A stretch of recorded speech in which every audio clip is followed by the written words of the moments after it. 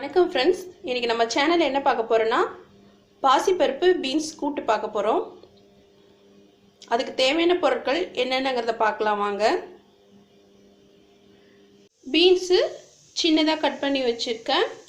பாசிப்பருப்பு ஒரு அரை டம்ளர் எடுத்து அது கூடயே கருவேப்பிலையும் சேர்த்து வேக வச்சு வச்சுருக்கேன். பருப்பு வேக வச்ச தண்ணி, தாளிக்க கடுகு உளுந்த பருப்பு, சீரகம், சோம்பு, பெரிய வெங்காயம் நார்மல் சைஸில் 2 கட் பண்ணி வச்சுருக்கேன். பச்சை மிளகா 4 கீறி வச்சுருக்கேன். பூண்டு ஒரு 5 பல்லு தட்டி வச்சுருக்கேன். வரமிளகா 3, தேங்காய் தட்டி வச்சுருக்கேன். தேவையான உப்பு, தேவையான எண்ணெய்.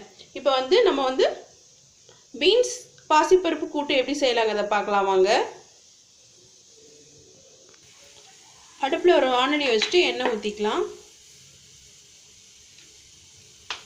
எண்ணெய் காஞ்சன கடுகு, சீரகம், சோம்பு போடலாம். எண்ணெய் காஞ்சிருச்சு. கடுகு, சீரகம், சோம்பு எல்லாம் ஒன்றுமே போடலாம். இப்போ பாருங்கள், கடுகு, சோம்பு, சீரகம் பொரிஞ்சிருச்சு.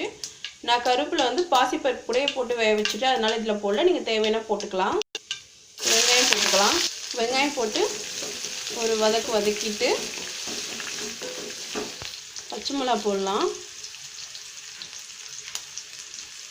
வரமிளகா,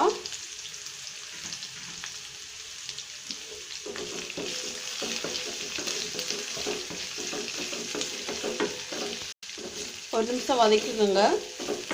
பச்சை மிளகாயோட பச்சை வாசனை போகிற வரைக்கும் ஒரு நிமிஷம் வதக்கினாலே கரெக்டாக இருக்கும். ஒரு நிமிஷம் வதக்கிட்டோம். இப்போ பூண்டை தட்டி வச்சுருக்கிறத போட்டுக்கலாம்.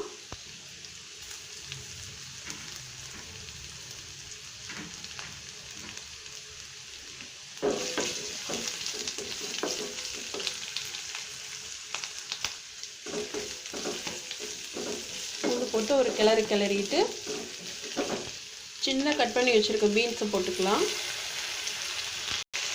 பீன்ஸ் போட்டு ஒரு நிமிஷம் அப்படியே வதக்கலாம். பீன்ஸ் சின்னதாக கட் பண்ணியிருக்கனால சீக்கிரம் வெந்துடும். நம்ம பாசிப்பருப்பு முதல்ல வேக வச்சுருக்கோம்.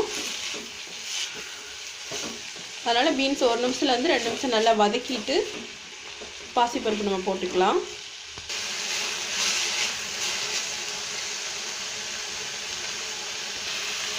உப்பு போட்டுக்கலாம்.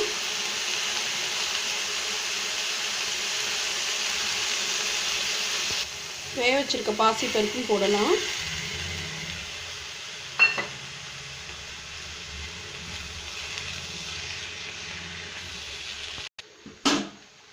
தட்டி வச்சிருக்க தேங்காயும் போட்டுக்கலாம்.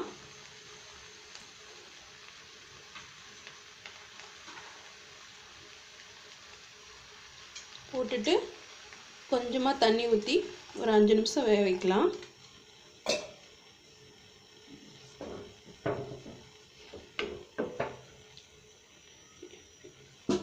ஒரு 5 நிமிஷம் மூடி வேக வச்சுட்டு நம்ம பார்க்கலாம்.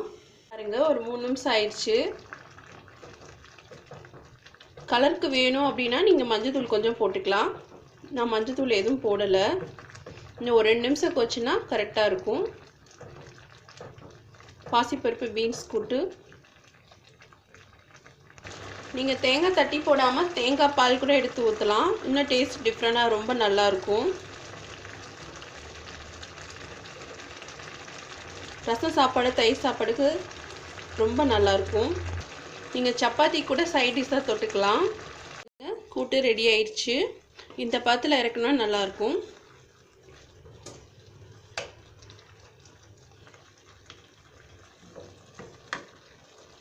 இதை பாருங்கள், பாசிப்பருப்பு பீன்ஸ் கூட்டு ரெடி.